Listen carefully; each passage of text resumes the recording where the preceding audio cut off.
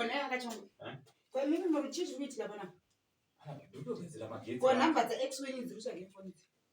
Namba za X wini zirusha game phone. Wewe utoa phone yangu hizo. Ndati namba za X zirusha game phone. Ina kwa phone yangu. Wewe yo wala kukumbuka zini basi. Yo watu watora namba watora phone yangu kuti unota za X na watora phone uteze.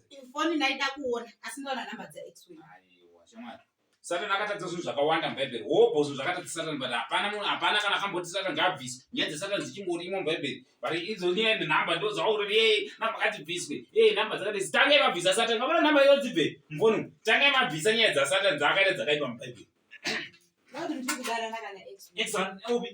saka Satan nanhasi saka Satan nhasi achiringotagwa ndizvo zvake saka nanhasi achiripo kana iwo uchiona kuti Satan abva mubhaibheri chatobvisa namba idzi. Saka ndakutanga kubvisa namba idzi. Hautanga kubvisa namba idzi, tanga kubvisa nyaya dzaSatan mubhaibheri. Woziuya kubvisa namba idzi.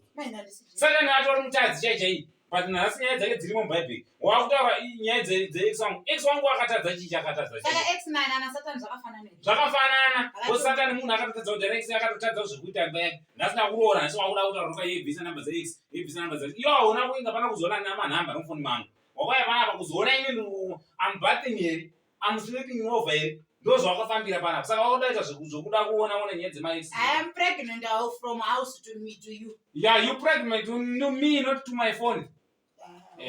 Inoita zvokubika uko. Kuti kutera nemafoni. Ino saka ndikupa phone yangu kuti you question me. Munazibikira. Nani ndabikira next. Achikula wauroti bhuwa. Wakati zvori kwa X unezera next.